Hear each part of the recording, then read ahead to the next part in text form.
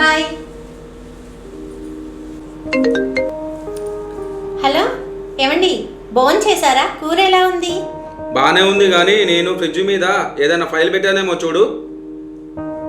ఉందండి. సరే. కనీసం నువ్వు తిన్నావా అని కూడా అడగట్లేరు.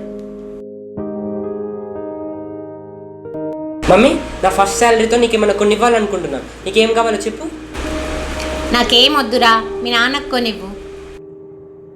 నాన్నకి ఇస్తాను కానీ నువ్వు చెప్పు మమ్మీ, నీకేం కావాలో. నాకేం వద్దు కానీ నువ్వు ఒక పని చేయి. నువ్వు కదేదో ట్యాబో గీబో కొనాలన్నావు కదా, అది కొనుక్కో. నా కోసం కాదమ్మా, నీ కోసం ఏదైనా అడుగు. సరేరా, ఇంతలా అడుగుతున్నావు కదా, నాకు ఒక మాట ఇవ్వు. ఏం మాటమ్మా?